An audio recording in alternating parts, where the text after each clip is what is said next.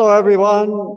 My name is Hooshyar Afsar, and I'm your moderator here today. Thank you very much for joining us either in person or on Zoom. Today, we have two distinguished members of our community as our panel members who will be giving presentations on your rights and as Iranian Americans or members of our community and how you could protect your rights. And before I introduce them, I'm going to give you a brief introduction. Something about myself. I'm a founding member of Racism Awareness Project. Since 2017, we have had programs all around the US, including here in Atlanta, and we are very thankful of the Atlanta Kanoon for always opening its doors to our programs, and including this program to protect the rights of our community members. And I'm also a member of the editorial board of Pake magazine that is issued out of the Kanoon in San Diego. And you can go to pakemagazine.com if you're interested in seeing the articles I write on our rights and how it's related to the history of the United States. Again, I thank the Kanoon at Atlanta and all the leadership and members of Kanoon for opening their doors for us today. I'm also very thankful for our panel members, Nooshin Bagheri and Arash Yavari, and I will make more detailed introduction of them when I get to the point that they're ready to do their presentation. So why is there a necessity for a meeting like this? As you know, since the start of new administration on January 20th, we have had hundreds of arrests of our community members in the United States by ICE. And these include green card holders, F1 students, asylum seekers, and undocumented. Also, Trump administration has announced that since starting on June 4th, there is a travel ban for all Iranian nationals coming to the United States that affects all of us because almost all of us have family members in Iran who would like to travel to the United States. We also know that the arrests have intensified since the 12-day war. And according to different reports, since July 1st, 130 members of our community have been arrested. There is also a new announcement about the Department of Justice Civil Division making denaturalization its #1 priority that could impact many naturalized members of our community. And with the recent developments, being aware of our rights and how to safeguard them have gained a new level of importance. Purpose of this meeting is to review our rights and then answer questions in that regard. There are a few technical aspects. Everyone who is here on Zoom, you're unmuted and the video is blocked, and you can ask your questions via chat. So please use the chat to ask the questions, and I will do my best to record your questions and ask them from the panel members after their presentations. So I'm gonna start by introducing Nooshin Bagheri, I'm sorry. Sorry about that, Nooshin Bagheri. Nooshin Bagheri is a first-generation Iranian-American born and raised in Atlanta. Sorry, second-generation Iranian-American born and raised in Atlanta, Georgia. She received her bachelor's degree in international relations and her master's in public and international affairs and her Juris Doctorate in law. She is the founder of Bagheri law firm that focuses on immigration law. And due to practicing federal law, she has been able to assist clients all across the US and worldwide. So I'm going to mute myself and let Nooshin Bagheri start her presentation. Thank you. Thank you so much for that introduction. I am honored to be here with my fellow colleagues to talk about the topics we'll be discussing today. I hope it could be useful. We can't really go in so much details, but hopefully some insight of what's going on in the world of immigration right now. I'm going to share my screen for my PowerPoint. Okay. So we're going to talk about current trends and rights in U.S. immigration. So one important thing I like to tell clients is everyone's always asking me, what is the rule? What is the outcome? How does this process work in any of their types of cases? And what I like to describe is we're very much in unprecedented times. These are not normal times in the area of immigration. There is the Immigration Law Act, and then there is Trump's version of immigration and what he's trying to pursue. So immigration is based on the Immigration Nationality Act. It is a federal law that's been passed since 1952 and lays out the groundwork for immigration policies. This has been enacted by Congress, and any major changes to the immigration needs to be done through congressional act. One second, I'm sorry. The president has some discretionary powers based on the INA to limit or focus on certain areas of immigration. For example, if they want to accept refugees, how many they're going to accept, TPS designation, travel bans, etc. Let me hold it. And one other thing that we all notice is that he can issue executive orders. However, these executive orders, in my theory, is they're made to shock and awe people, to cause chaos and fear. But he does have limits in these executive orders that cannot overstep the INA or the Constitution. An important thing that we have to realize is when we're talking about rights is between non-immigrants and immigrants. So a non-immigrant is someone that decides to apply to come to the US for temporary purpose. Those are students, fiancés can go both ways, students, tourists, H-1Bs, and so forth. So when you're applying, you have to show that your intention is temporary and that you're going to go back to your home country. And when you submit an application at the consulate, it is based on discretionary decision-making, meaning that the consulate officer has the option to deny if they're not sold on the thought that you're going to go back to your home country. And there's nothing they can really do to change that, their decision.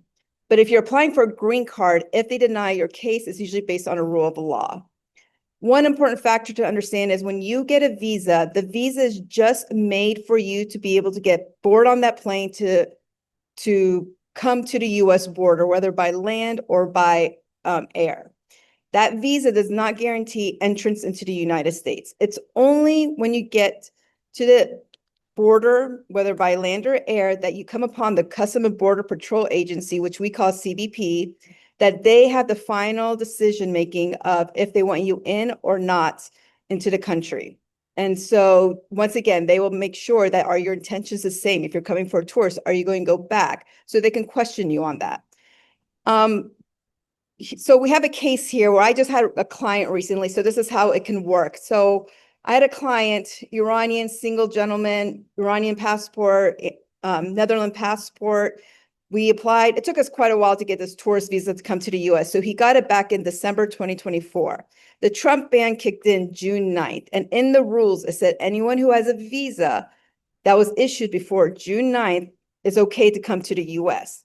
So he was able to come in, and he wasn't, I wish he came sooner before this. Well, we didn't know the ban was going to happen, but he said he wasn't able to come to the US until July.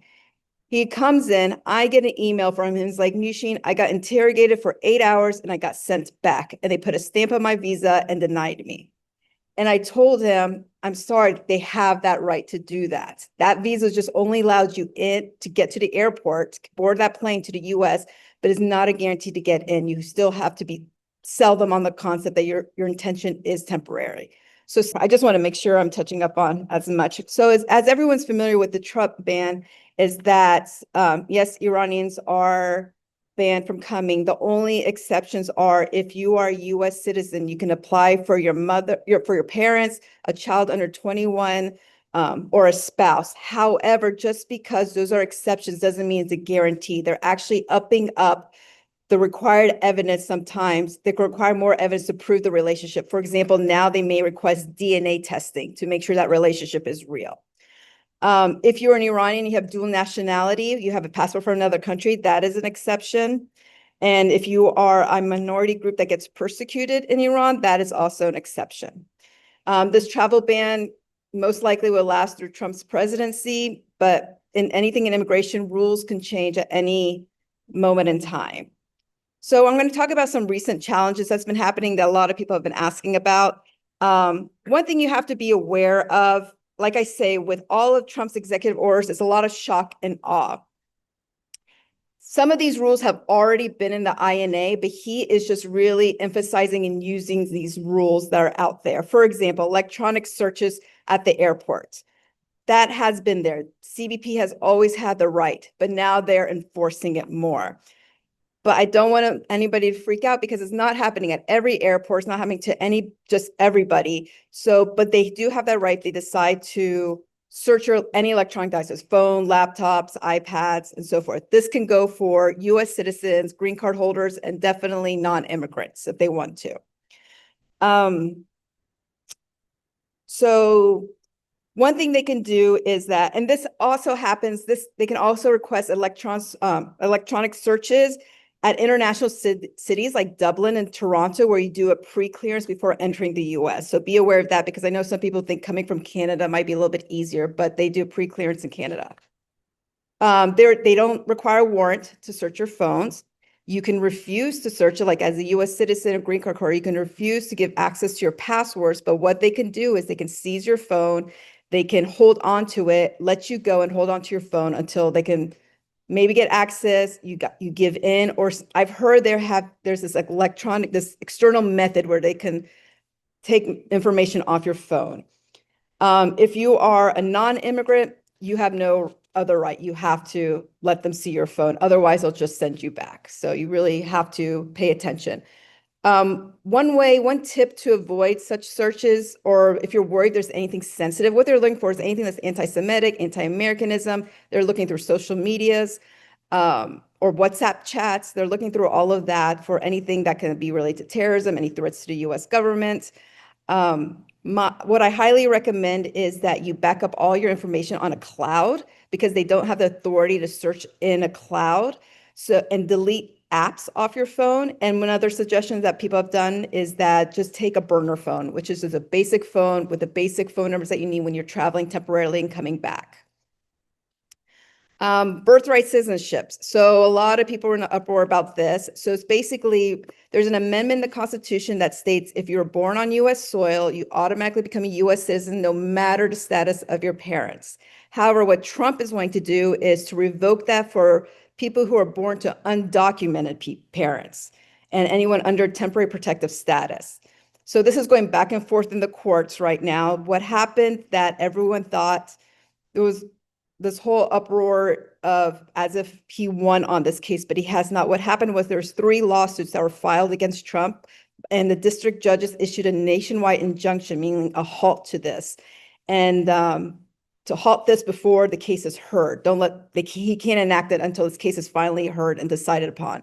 The quote unquote win that Trump got in this case was where the Supreme Court said these district judges should not be able to block federal policies nationwide. So they could do it within their states, but not nationwide. With the ruling of the Supreme Court on that, it makes everything a little bit messy now, where now it could get to a point, they haven't got to the point of discussing birthright citizenship yet, but just about the injunction, that if it's given to the authorities of the state to decide, it's going to get really chaotic and messy, where sometimes you can then be granted citizenship depending on which state you're born. So a state can be like, we don't believe in birthright citizenship, and some states can give that benefit.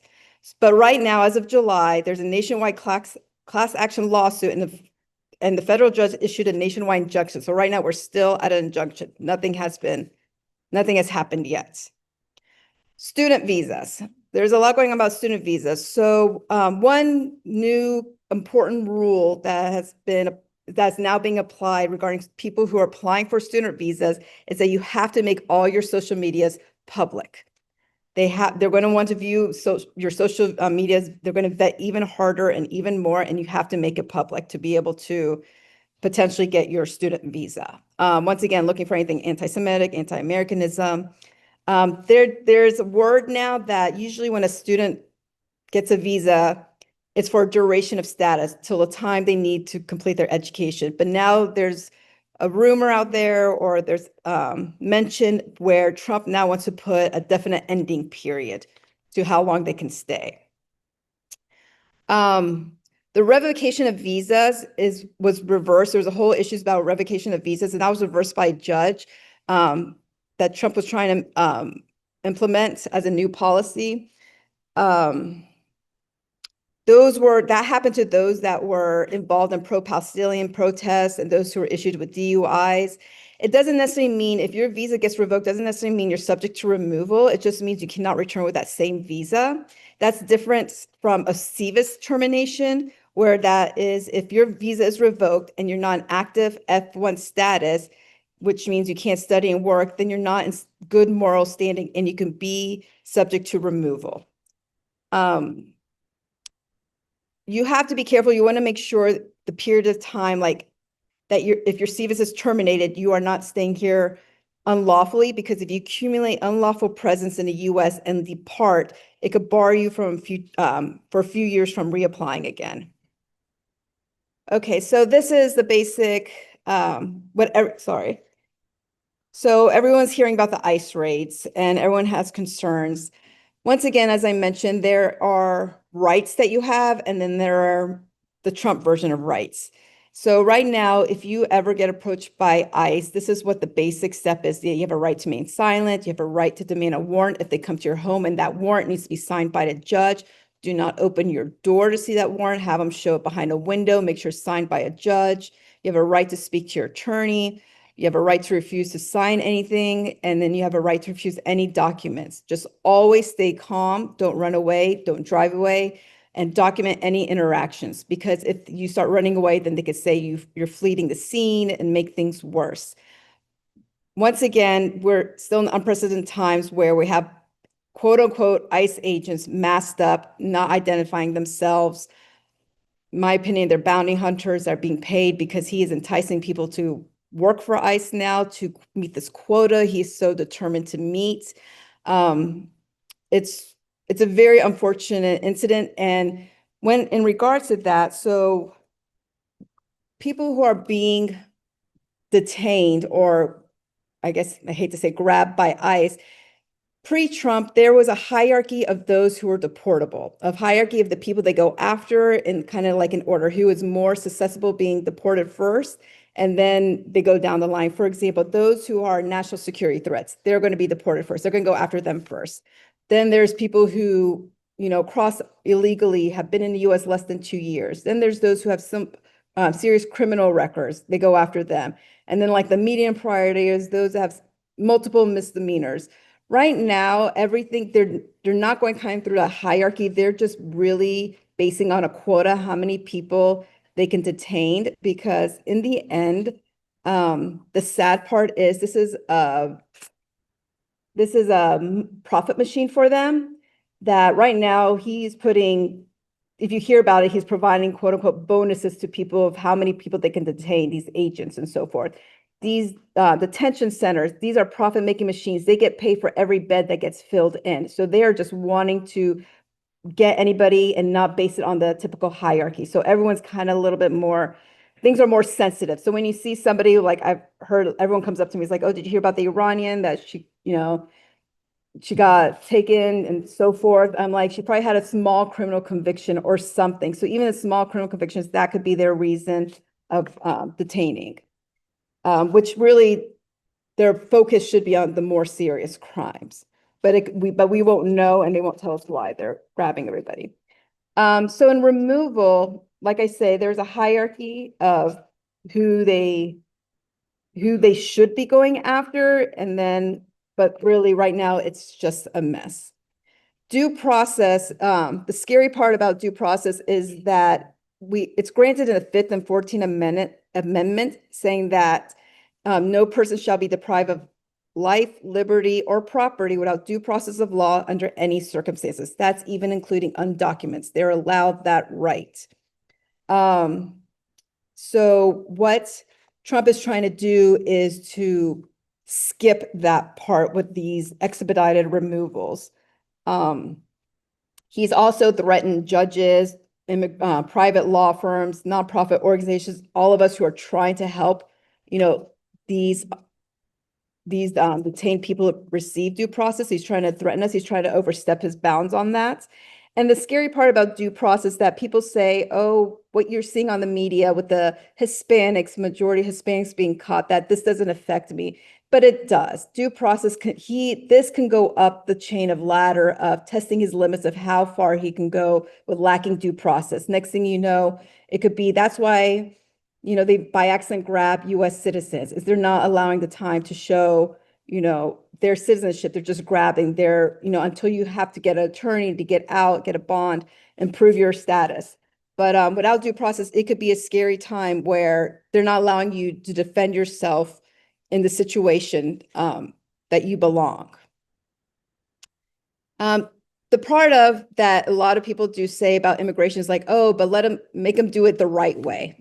So here we are, where the whole theme of immigration with Trump, it was never about undocumented immigrants. It was not. I can't say exactly what it is, but it's not about just undocumented, because there are immigrants who are trying to do the right way, but they're being stopped from doing that. And so causes this issue where there has been people who go to their court hearings, they're called for court, they're showing up for their court hearings, but then it's kind of in sync with immigration judge, they'll dismiss the case and ICE agents are standing right there in the lobby, ready to grab them and go. There's immigration officers sometimes will be hanging out the USCIS offices. So after a naturalization, if you get denied, then they're going to take you and go. It's just the threat is high. They're threatening everybody, that it causes an issue where people are trying to do the right way, but they're scared to. But I do recommend still show up to your court hearings, because it could have worse effects if you don't show up. But that's what's happening. So it's never been about the right way. People are trying to do the right way. They're trying to make it harder than it is. For example, now in naturalization applications, I just read now what basically was, as long as you didn't have a criminal record, you had good moral character, which is one of the factors you have to prove. Now they're asking you to prove that good moral character. How are you a good person? So now you submit more evidence that you're a good person. They're just really making it very hard for people, hard, and trying to scare people that they would not qualify, but they should still apply if they qualify. But do make sure you speak to an immigration attorney of your background, of any criminal history, to see if it's smart. Because before Trump, before his first presidency, the agencies, the CBP, USCIS, ICE didn't really interact as much. And so when you apply for naturalization as a green card holder, if you got denied, you could apply again. It was no problem. Now, if you get denied based on something of your past, they'll take your file, report it to ICE. Here you go. This person got denied because of this. Now they're communicating with one another. So it's quite riskier. So you want to make sure when you apply for anything, you qualify, not putting yourself at risk.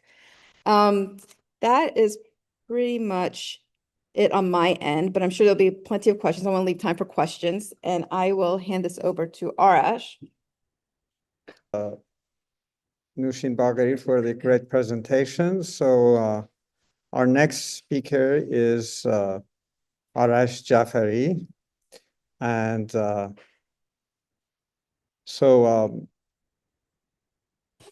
Yavari is a seasoned attorney with extensive experience in both prosecution and private practice, currently serving as a prosecutor with the Cobb County Solicitor General's Office. He handles misdemeanor violations, conducts trials, and manages complex criminal litigation. Previously, Mr. Jaffari prosecuted felony cases at the Fulton County District Attorney's Office and operated his own successful law practice, AJ Law Practice LLC, for 5 years, specializing in personal injury and criminal cases. Mr. Jaffari earned his Juris Doctor from Western Michigan University, Thomas M. Cooley Law School. He also holds a Bachelor of Science in Civil Engineering and Technology from Southern Polytechnic State University. Beyond his legal career, Mr. Jaffari brings a unique cultural perspective as a classically trained Persian musician, performing on traditional instruments, including the tombak and daf. So after having a great presentation from the defense side, it's great to have Mr. Jaffari also present the prosecutor side of your rights. Thank you. This car has been stopped for quite some time. Yeah. Thank you. So just when, as I said, that's one way, and then the other way is that they would obtain a warrant for your blood to test the blood alcohol content through the blood. So typically a nurse comes in, and there's an agency or there's a specific company. It's called 10-8 Forensics. Some people use 10-8 Forensics. Some people use other things. They come in and they draw the blood. And if you decide that you don't want to give blood, then you're charged with obstruction. So that's not something that I would recommend you do. If they obtain a warrant for your blood, you have to give it. You don't want to be charged with obstruction. So then they get a number. The test goes into GBI, Georgia Bureau of Investigation. They come up with that number and they say, yes, you're above a 0.08 or you're at 0.08. That's DUI per se, or no. This falls below a 0.08. So that's one way. The other way is what's called DUI less safe. So what is DUI less safe? Let's say that you've had a couple of drinks and you decide that you're good enough to drive.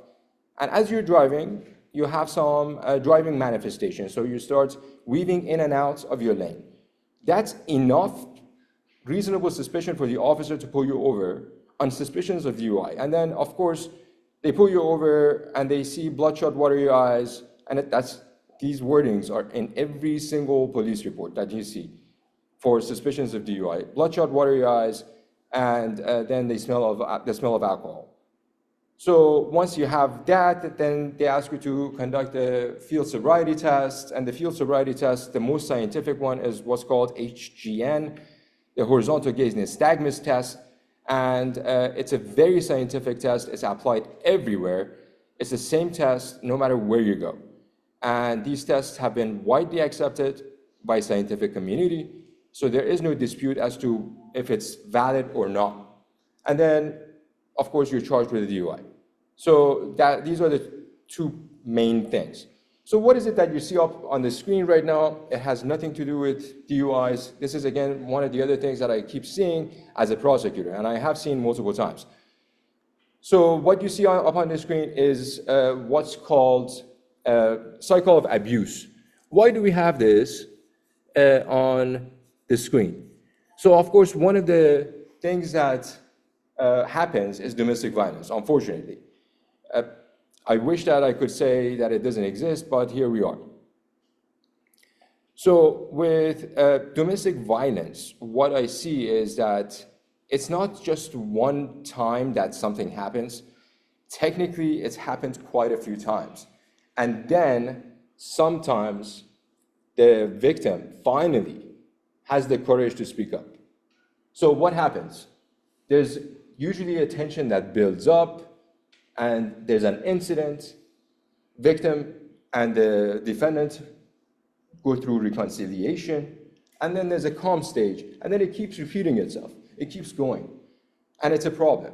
So usually by the time that it gets reported, there's been an incident at least 7 or 8 times, and it's quite horrible, quite horrific. Some of the pictures I've seen, some of the things that I've dealt with, it's absolutely insane. And unfortunately, the victim and the defendant most times have children together, and they are in that state of calm by the time they come to court, or we ask them to come to court. And of course, every single time, 9 times out of 10, they call the office and say, oh, we don't want to pursue this anymore, we don't want to move forward. And unfortunately, it's a problem. So again, if you are involved in domestic violence, please seek help. You can see up on the screen, I'm not sure how visible it's going to be, but please, there are resources, many different resources available for you to do this, to make sure that you are taken care of. So let's start talking about some of the codified law that Nooshin Jun has talked about just very briefly, and I'm going to get into it a little bit more on the criminal side. So the jail and detention procedure. So once you're taken into custody, there are typically different things that happen. Once you're taken in, of course, there's that famous or infamous mugshot.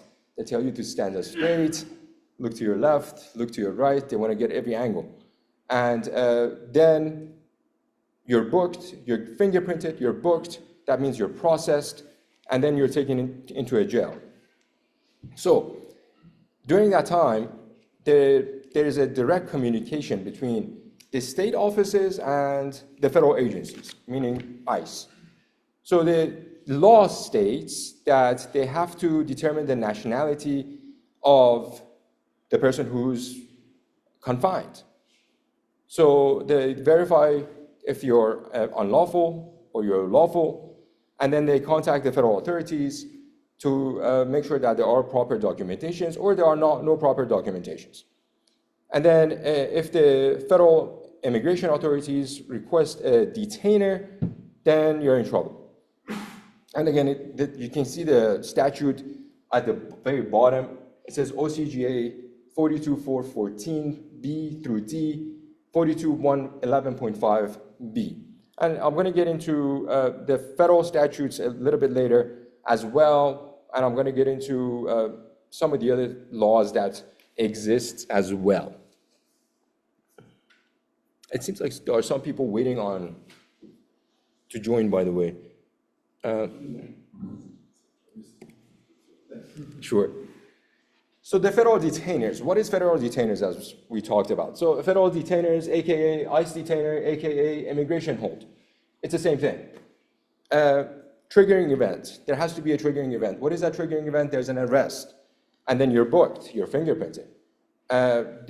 You're automatically checked against the system for like a system like Secure Communities, which can reveal immigration violations. So what happens then? ICE evaluates it. If they decide to ask for a detainer, then they send a form I-247, and then it keeps going. So what must the officers do in that case? So they have to verify the immigration status when investigating criminal suspects. They have to check again the federal databases, and there are some constitutional limitations though. What are the constitutional limitations? Race and national origins. So technically, that's a thing.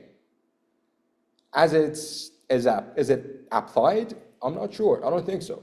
Because nowadays, unfortunately, they look at you and they think that you're brown and you're in trouble. But technically, there's a law that exists just for that. So it's a violation, for sure. So we keep going. There's a cooperation requirement between the state and on the federal side. So again, the state is required to share immigration information for public safety purposes. That's what they call it, at least. And they have entered into an agreement with federal agencies like ICE. It's something called a Federal Memorandum of Understanding. It's like it's an agreement between the federal agencies and the states. Non-compliance can result in loss of state funding. And of course, with every single state that we talk about, the state funding is very important because they apply that state funding to different things, and it becomes crucial. So Another thing is the 287G agreement with the Department of Homeland Security. What is a 287G agreement? The 287G agreement is named after the Immigration Nationality Act of the 287G, which provides the statutory framework for these partnerships.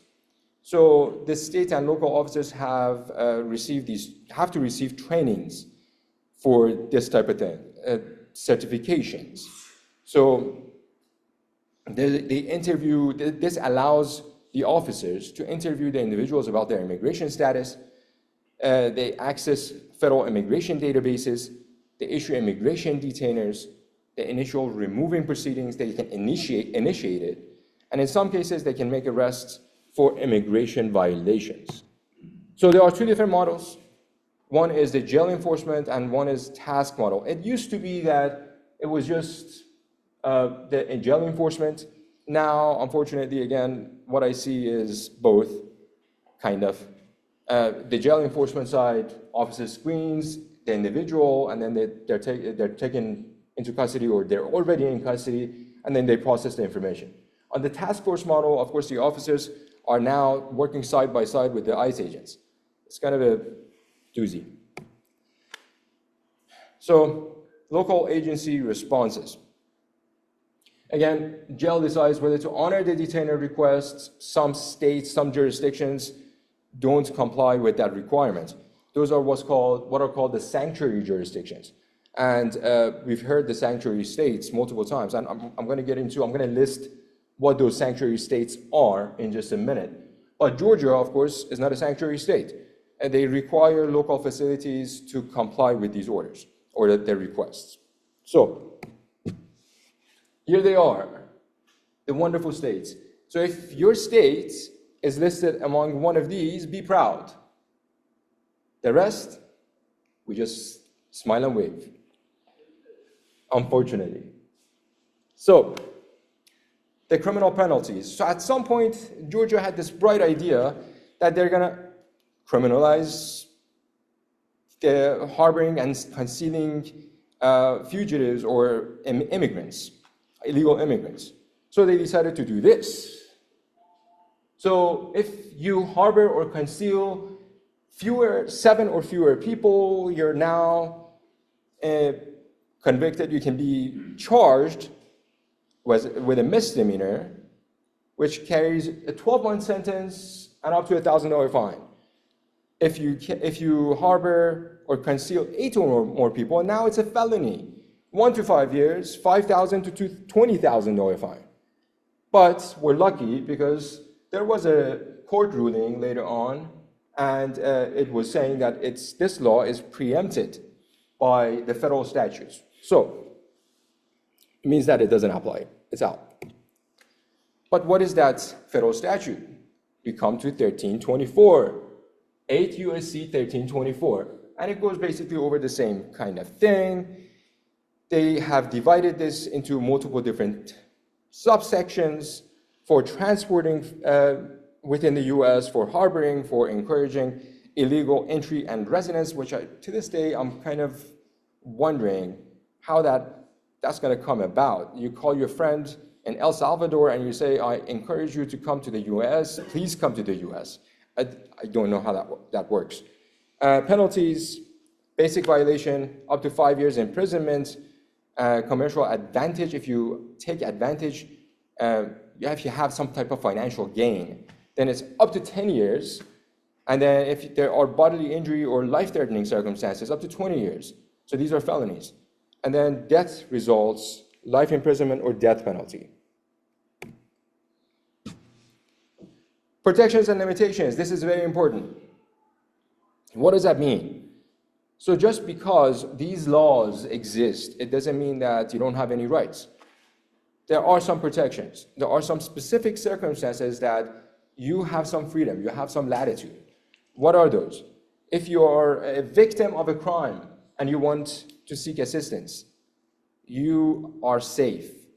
You don't need to worry about, okay, I can't report the crime that's been committed against me to any of the police officers or police agencies. Please do. Witness to a criminal activity. Again, there is that protection. People seeking emergency medical care. If you go to a hospital, if you go to an urgent care, please know that you have rights. Children receiving services. This is things like medical care, things like daycare, things like school, that type of thing. You have rights. Those receiving legal representation. Of course, anytime you come to one of us, I'm on the other side now, but still, I watch out for people, I promise. The legal representation is protected by attorney-client privilege. So you don't need to worry. Whatever you discuss with your attorney is going to be privileged. And again, there are some services, like I said, that are exempt, and those are listed as well. Transport and arrest authority. So again, officers have some authority, and these are listed, and it's what I've already discussed, what I've already mentioned. I'm not going to get into it too much. And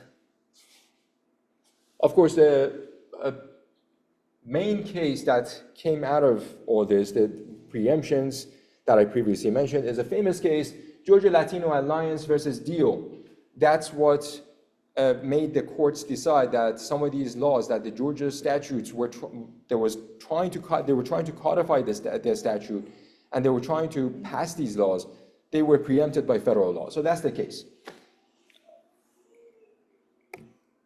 And that concludes everything that I wanted to touch on. If there are any questions at the end, I'll be more than happy to, of course, address it. Thank you.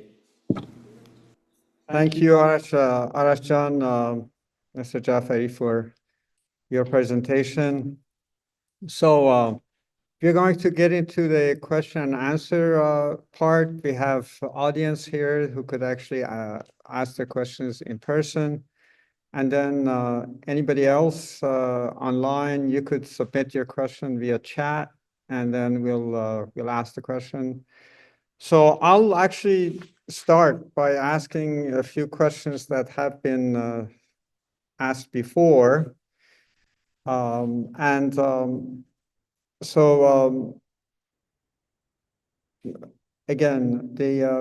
as both speakers said multiple times, people have rights, and regardless of your status. So if you're a U.S. citizen, naturalized or natural born, if you're a green card holder, if you have some sort of a legal visa, F1, work visa, H1, or any other kind of legal status, or even if you're undocumented.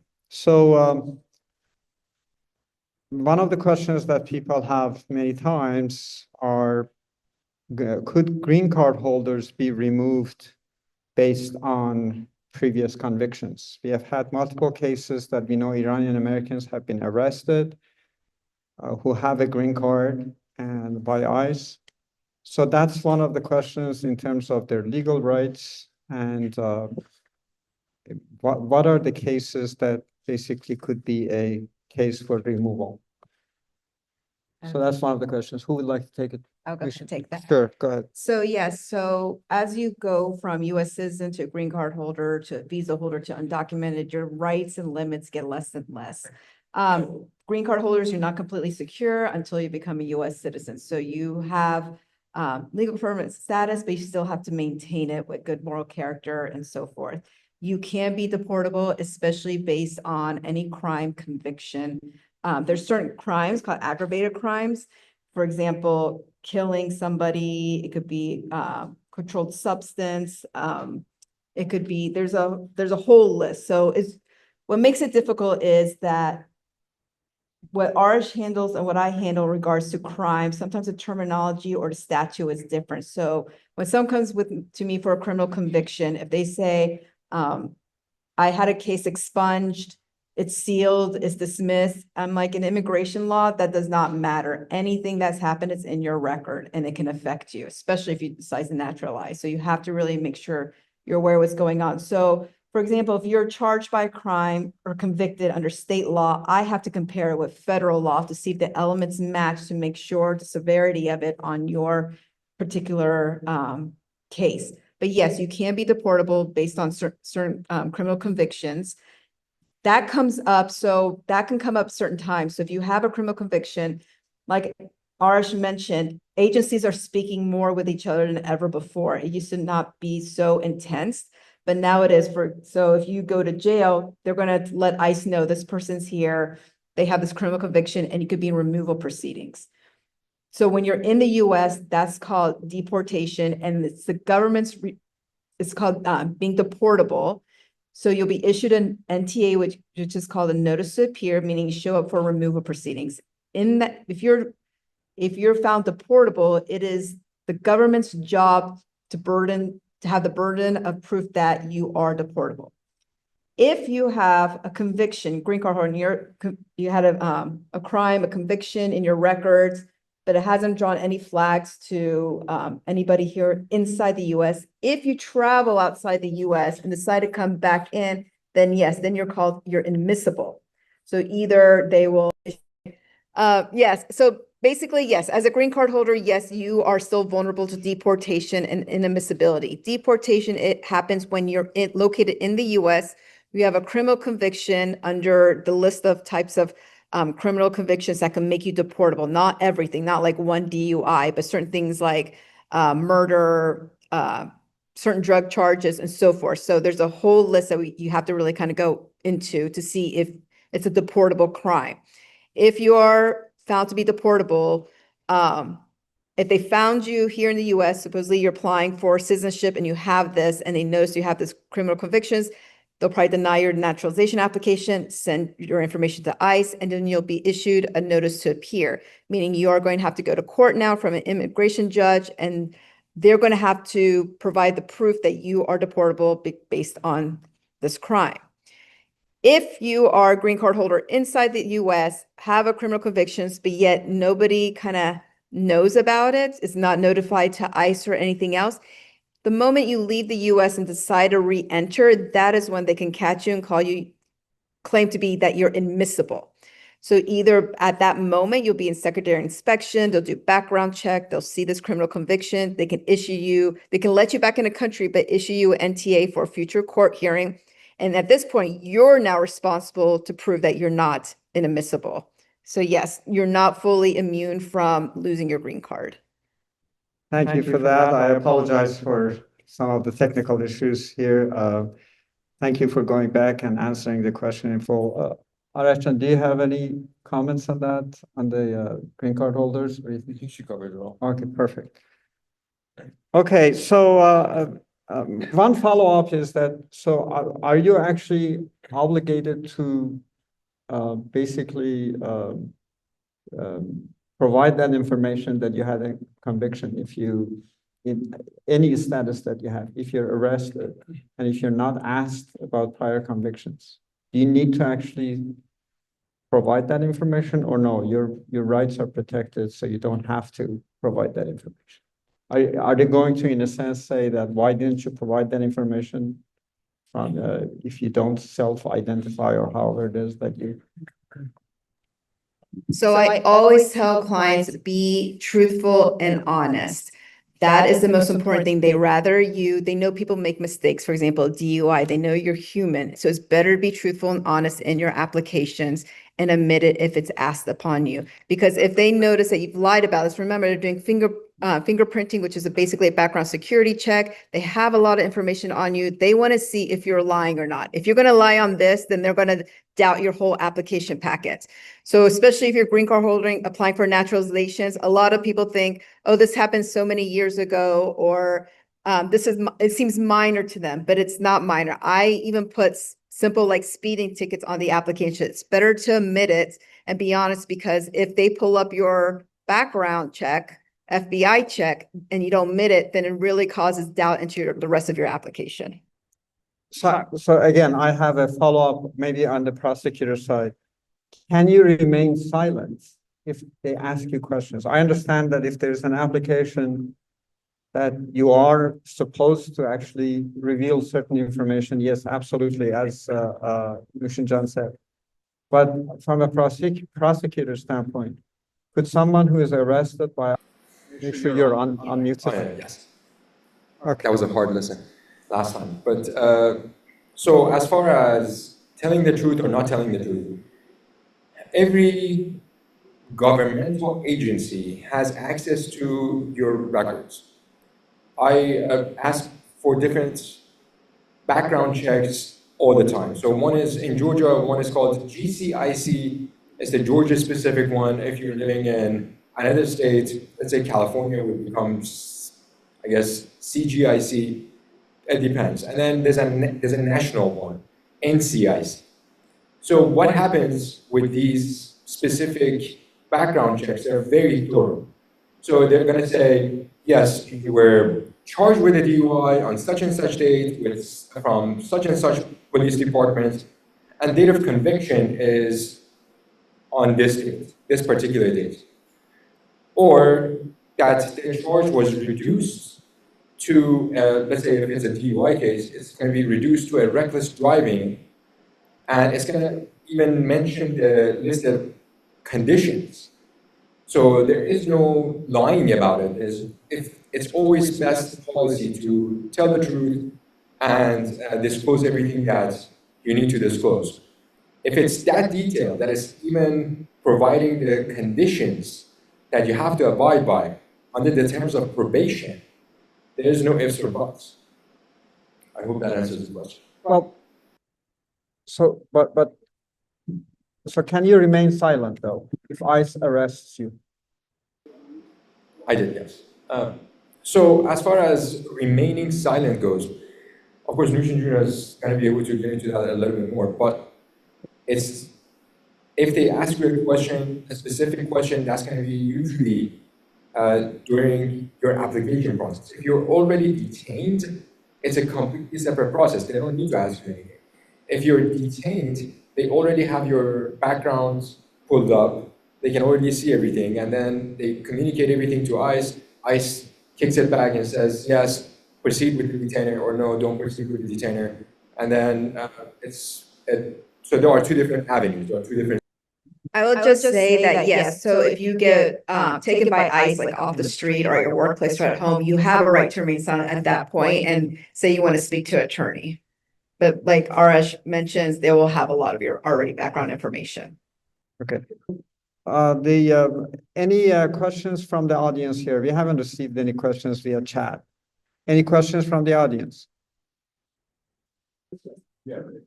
So the first question for the Zoom audience is whether you could do cash bond or property bond, or is a property bond required, or you can do cash bond. So I'm going to augment that question. There's also the notion of cashless bond. That has been a discussion recently about that being, in a sense, negated somehow by federal authorities. So anyways, if you could answer those questions, both of you. So as far as the bond goes, thank you for your question. Can you hear me now? Okay. As far as when it comes to bonds, it's a bit complicated to answer. So it's not just one or two different things that we can say about bonds. There is something called UJR, unsecured judicial release. So there are certain crimes that they can just sign a UJR on and you're off and you're good to go. The whole point of having a bond is to secure your presence back inside the court once your case is called. So it depends on a lot of factors. There are several different factors that the prosecutor usually goes through. One of them is your ties to the community. So if you have great ties to the community, then that's an argument for a UJR, let's say, or a cash bond, or a lower amount of bond. Or if they say that you are educated and you're not homeless, then that kind of ensures that you're going to come back again to court. That's the whole point of any kind of bond, whether it's a UJR or whether it's a cash bond or whether you're going through one of the bonding companies. So I'm going to get into the bonding companies just a bit. I can't, again, describe every single one, But as far as the bonding companies goes versus cash bond, you put up the entire money. So let's say that they say your bond is $10,000. So you're putting up the $10,000, and then once your case is resolved, you get the $10,000 back. But with the bonding companies, you put up 10% of whatever that amount is, and it can't be less than $1,000. So if the judge says that your bond is $500, then you can't go through any of the bonding companies. So a lot of times, prosecutors would say, okay, in order for us to help you, we're gonna ask for at least $1,000 bond so you can go through the bonding companies. I hope that. So, so from an immigration standpoint, you're saying if someone has issues with immigration law in the U.S. or U.S. and then you mean someone is a visitor in the United States and It they doesn't matter, as long as international, you go to that section, what will happen? The cash loan, they said, no, we don't want the cash flow that you said. So, excuse me, I just want to clarify, what do you mean by international? Like immigrants. Immigrants? You mean immigrants? Immigrant, they Okay, also- okay, thank you very much. So for Zoom listeners, the question is, if you are in a sense an immigrant, does cash bond still apply to you? Or no, you have to, in a sense, put property as a bond? I will say I do not handle removal cases and deal with bonds, but I have heard in the rumor mill that Trump is trying to process something new, like a cashless bond, but I'm not sure where that is right now, but I can't answer directly to that question. Yeah. Any other questions from the audience? Oh, he had, Oh. so one more question he was mentioning is like, Okay. So let me repeat that for the Zoom. Okay. Sorry about that. So, a couple of years back, I took a tour of the CBP at the airport here in Atlanta. And one thing I remember, they mentioned that pretty much airlines have to communicate the passenger information to the airport since the moment you take off, so they can do background search. So they do have the information about the passenger. So usually they'll do the background check.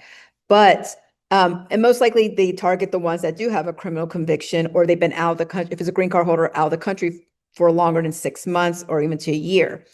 So they can target them. But now with the social media aspect of it, that's not going to probably show up in their background check. So if you're a student, you can have a clean record coming in, no criminal records because you haven't been in the US before or as a tourist, but they may pull you aside to see your social media and your WhatsApp accounts, see what's going on, what kind of communications, who are you associating with before coming in. So it's more, like I say, it's more the different levels of rights that you have. And so, of course, they're going to target more of the non-immigrants than the green card holders than the U.S. Citizens, if they have concerns for U.S. citizens, because they really have to have a reason for the U.S. citizens. But green card holders are still liable for what's showing on your application, what's on your WhatsApp and all of that stuff. And definitely non-immigrants like students and tourists coming in. They can target them and just see, because that's not going to show up in their background checks of their social media activity. So, should I answer this question? sure. Okay. So we have two questions on the chat. One of them is, can I refuse to open the door for ICE? So that was the first part of the question. There are three actually questions. The first one is, can I refuse to open the door for ICE? Is it true that before making an arrest, ICE gives a call or notice and then comes to make the arrest, or is that just a rumor? Should I carry my immigration documents with me at all times? Is there any rule that says not having them could cause to be charged or even arrested, or is that just a rumor? So these are actually very good questions. Can I refuse to open the door for ICE? And then I think that the other one that actually I had it noted, if there were no questions, what kind of documents do I need to always carry for different people with different status? Yes, those are really great questions. Thank you for asking. So yes, you can refuse opening the door for ICE if they are not presenting a warrant that's signed by a judge. That's why you can tell them, slip the paper underneath the door, show it behind the window to make sure it's warranted by a judge, has a judge signature, so you can refuse. Regarding them giving a call or notice, no, I don't believe so. Like, they can just show up at your workplace. So there's been a lot of just show ups. And remember, things are a little bit more extreme in how they're conducting these new officers, what I like to call bounty hunters. They're not fully trained. And so, they sometimes scoop up US citizens in the mix, based on, I hate to say it, racism. And so should you carry immigration documents with me all the time? So technically, if you're a green card holder, you should have always be carrying your green card with you. And that's always been the rule. I myself am a US citizen. And I even told my children that here's your passport, keep it in your phone just in case. A picture of your passport, keep it on your phone. I don't think the way they're conducting some of these raids, or they're just grabbing people off the streets, how some of them are handling it. They're not giving you the time to show your documents, but at least if you are detained, you can have that, or, when you get a chance to hopefully talk to an attorney, that you would have that information present. Also, the fact that, for example, if your green card's expired and you renewed it, take the receipt notice when you applied, that the receipt notice saying they're processing the renewal of your green card. Take that notice with your expired passport, with your expired green card with you everywhere. So whatever your most recent status is, carry that with you. I highly recommend it. And keep a copy in your phone. Give, like, maybe if someone you trust, give them like a copy of it, like a family member, in case they have to hire a lawyer on your behalf to show them the proof of your status. So I'm going to repeat the question. It was asked about where someone's parents are currently in Iran and their green card is expiring in 2 months, and if she should apply ahead of time before they arrive here to apply for the renewal, or just wait till they come. Technically, they should be here physically in the US, but I have done it before where I had clients who are in Iran. I'll get the application ready, have them arrive, because my main concern is more than likely there's a 50-50 chance they're going to require you to do fingerprinting. And when they once receive your application, usually fingerprinting is scheduled between 2 or 3 weeks right after. So they better be quick to get on that plane if they're called in. As an effort to expedite some cases, they have reused fingerprints. If you've renewed your green card before or had something before that have taken your fingerprints, sometimes they'll reuse the old one and not require to come in, but you won't know until that 2 or 3 weeks with a notice. So I always wait, either be physically present, once they arrive, then submit it, or just be ready to come in at a drop of a dime. We don't have any more questions from the audience, so 2 more questions before we wrap up. One is about the undocumented.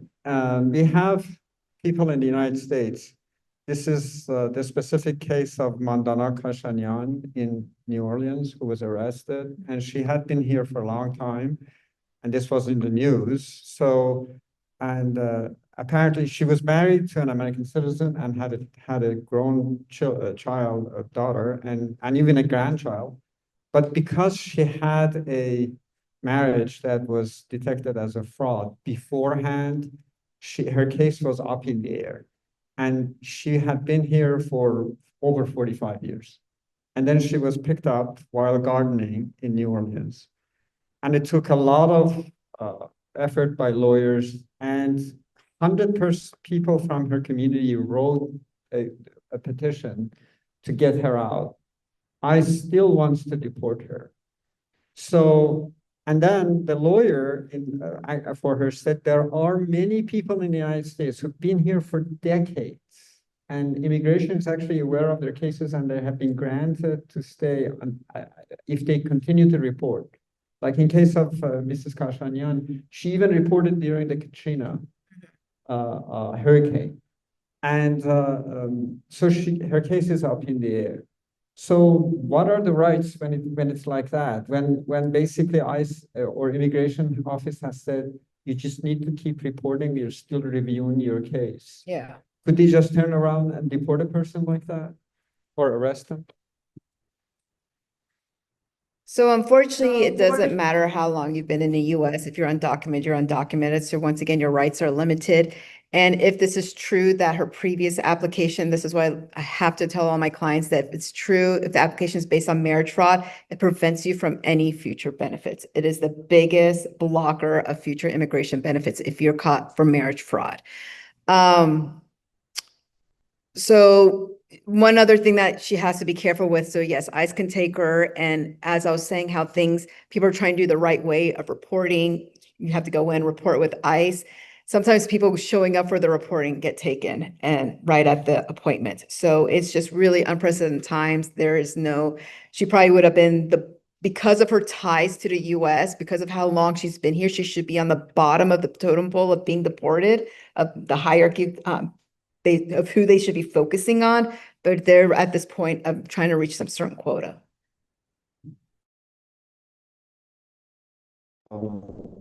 That's actually a very important point that she just pointed out. Nooshin just pointed out that unfortunately there's a quota, and that also makes things really complicated because people are picked up regardless of their status. So last one is the case of Ali Reza Dorudi, who was a student in Alabama, a PhD student in mechanical engineering. And he was picked up on two cases. One was that his entry visa to the United States had been expired. Mhm. And then the second was he was a threat to national security while he was not involved in any kind of political activity, regardless of the First Amendment rights. And he was in jail for 6 weeks. He started losing hearing and eyesight. And basically, in the last immigration hearing that he had, prosecutors threw the case out because the first one, re-entry visa, while he had a legal F1 status here, was not even relevant because Yeah. that was just if he exited the United States, Exactly. he needed to get a visa. So they dropped the case. And his lawyer told him that the second case also has no merit because you haven't even done anything to threaten US national security if you wait 2 more weeks. So he wasn't granted bail to get out, and he self-deported, which is a very sad case for our community. A great person with a lot of dreams ended up self-deporting. Now, I heard from Kanoon that if Kanoon was involved in his case, they could have intervened early. So the question is, in case of students, if they're picked up on these bogus charges, what is the early intervention? How could it be, in a sense, avoided? Either one of you. Unmute. Yeah. I would say that, yes, early intervention is great. Always, especially if you're a student or non-immigrant, always have like a backup attorney to know who to contact or tell somebody, hey, if something happens to me, here's an attorney. An attorney cannot come and talk on your behalf to any agency until a certain application is complete, is noting that they're their attorney on file and they represent you as a client. That's what you can always kind of have as a backup you can create that relationship with attorney. If something was to happen, you have this application completed and signed by the client to let them know. Yes, like the visa thing, that's correct. That's just like I mentioned before, that's just to come in. So he was already in, so that was an issue. It's frustrating because you can't really say what you can do and not do nowadays because they're just it's a chaos. It's just chaotic and nothing's going by the rules or the process. And we're all, even in immigration, we're all trying to figure out what is going on and how early can we get involved because immigration rules can change any day at any time. And I remember when Trump's first administration is that like every Friday at 5 o'clock, he'll drop a new policy and we'll be scrambling, just trying to figure it out because they don't come out with clear steps of what this policy is about. So we're trying to figure out the officers are trying to figure out, it just becomes madness. And so we're all trying to figure out what the best way is, but always know somebody, like have an immigration card in your wallet or something. So if it does happen, you can contact them. But let's see if Arash has more to add to this. So my answer is going to be kind of related. There is something called prosecution prosecutorial, there you go, I got it right. Prosecutorial discretion, right? So I've had multiple defense attorneys who have come to me for multiple different kinds of cases, and they have said, okay, if we keep going with this case, my client is going to go through the removal proceedings, and I want to avoid that.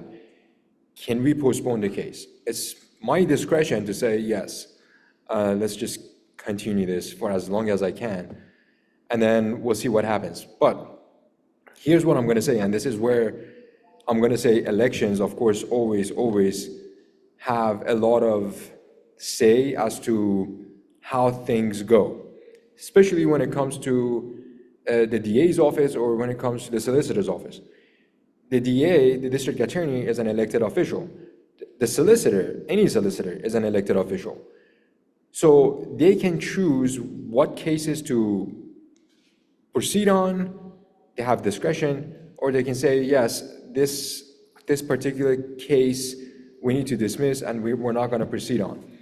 So on certain cases, I can push it for as long as I can, but at the end of the day, the office is going to try to come back to me and say, yes, this particular case has been continued multiple times.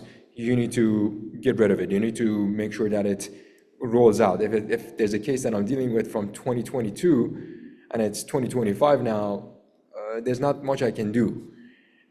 So that's the only thing that I wanted to add. Okay, so this is, we need to wrap up. Thank you again for Kanoon for organizing this. Thank you for the audience here for attending. Thank you for everyone who has been here with us on Zoom. And special thanks to our distinguished attorneys. Really, it's amazing that we have such members in our community. That's what brings joy to our hearts and make us proud as Iranian Americans. Thank you, Nooshin Bagheri, and thank you, Arash Yavari, for great presentations. I just want to mention a few resources very quickly before we end here. As they said, there is a Iranian American Legal Defense Fund. Please go there if you need help. There's also Kanoon. You all know how to contact Kanoon, and you have Kanoon's phone number. So these are some of the resources available to you. We'll make sure Kanoon will also post a Know Your Rights, both in Persian and English, on its website, but there are also Know Your Rights resources available, both from Iranian American Bar Association.